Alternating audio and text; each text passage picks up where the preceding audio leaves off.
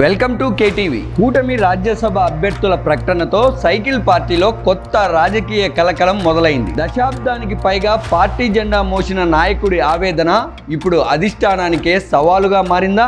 ఇచ్చిన హామీ ఏమైందంటూ social media వేదికగా సీమారెడ్డి స్పందించిన ప్రశ్నలు కేవలం అసంతృప్తేనా లేక రాబోయే రాజకీయ పరిణామాలకు సంకేతమా? రాజ్యసభ ఆశలు గల్లంతవడంతో భావోద్వేగానికి గురై మాట్లాడారా లేక వ్యూహాత్మకంగా ఒత్తిడి తెచ్చే ప్రయత్నం చేశారా? సీమారెడ్డి అడుగులు తిరుగుబాటు వైపేనా లేక అధిష్టానం నుంచి హామీ కోసం చేసిన హెచ్చరిక మాత్రమేనా? అసంతృప్తి వెనుక అసలు కథ ఏమిటి? రాజకీయ వర్గాల్లో ఎందుకంత హాట్ టాపిక్ అయింది? కేటీవీ ప్రత్యేక కథనంలో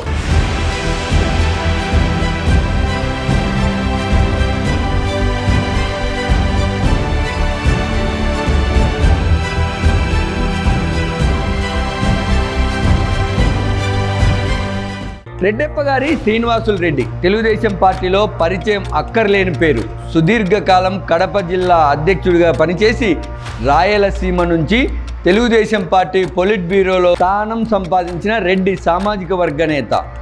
అధిష్టానానికి వీర విధేయుడిగా పేరున్న ఆయన ఒక్కసారిగా సోషల్ మీడియా వేదికగా అసంతృప్తి వ్యక్తం చేయడం ఇప్పుడు రాజకీయ వర్గాల్లో హాట్ టాపిక్గా మారింది. 13 సంవత్సరాలు పార్టీ కోసం కష్టపడితే ఇచ్చిన హామీకు దిక్కు లేదా అంటూ ఆయన చేసిన పోస్ట్ ఇప్పుడు తెలుగుదేశం పార్టీ వర్గాల్లో చర్చనీయాంశంగా మారింది.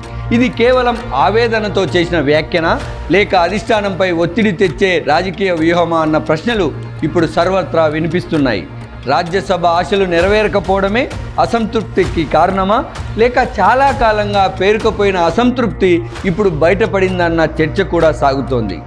రాజ్యసభ సీటు కోసం యనమల రామకృష్ణుడు, దేవినేని ఉమా, వంగవీటి రాధ, పిఠాపురం వర్మ వంటి సీనియర్ నేతలు ఎందరో ఎదురు చూశారు.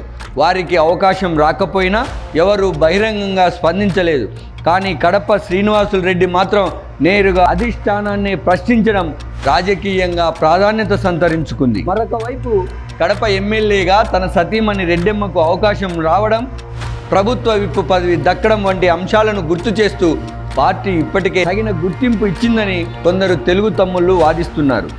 మరికొందరు మాత్రం జిల్లా అధ్యక్ష పదవి భూపేశ్ రెడ్డికి కట్టపెట్టడం, పొలిట్ బ్యూరో నుంచి తప్పించి కోఆర్డినేటర్ స్థాయికి పరిమితం చేయడం వంటివి కూడా గుర్తు చేస్తున్నారు. అయితే ఇక్కడ మరొక ఆసక్తికరమైన అంశం కనిపిస్తోంది. తెలుగుదేశం పార్టీ క్రమశిక్షణకు మారుపేరని, పార్టీ నిర్ణయాలపై బహిరంగంగా వ్యాఖ్యానించడం ఆ పార్టీలో చాలా అరుదైనటువంటిదని రాజకీయ పరిశీలకులు చెబుతున్నారు.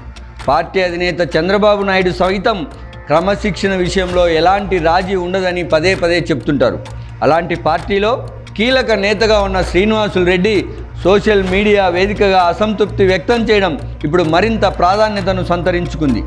ఇది కేవలం వ్యక్తిగత ఆవేదనగా పార్టీ అధిష్టానం పరిగణిస్తుందా లేక పార్టీ క్రమశిక్షణకు విరుద్ధ చర్యగా చూస్తుందా అన్నది ఆసక్తికరంగా మారింది. పార్టీ పెద్దలు సర్ది చెప్పే ప్రయత్నం చేస్తారా లేక ఈ వ్యవహారంపై ప్రత్యేకంగా స్పందిస్తారా అన్న చర్చ కూడా కడప జిల్లాలో జోరుగా సాగుతోంది.